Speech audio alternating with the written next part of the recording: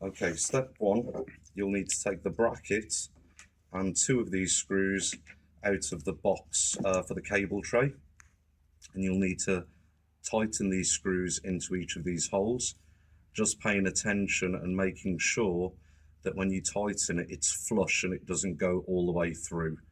So we'll just pop the second one in.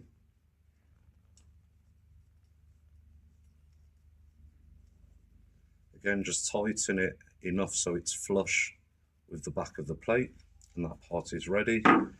Now you'll take one of the cross beams out of box 3 of 3. You'll have 2 of these in. You can either pull the cover like that or just slide it off.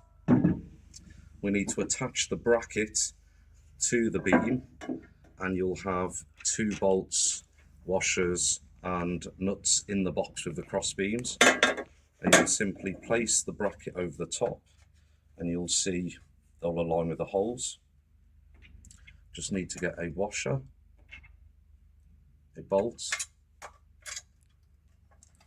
and then tighten the nut from the reverse side.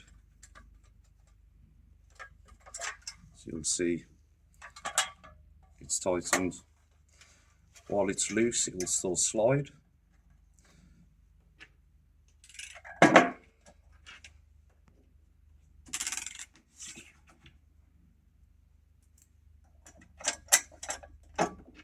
And just fasten the second nut in place. Sorry.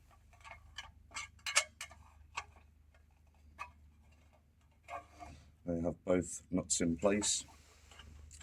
Now it's tightened, it won't slide, but you can just loosen it slightly if you need it to slide, and then tighten it back up when you have it positioned correct.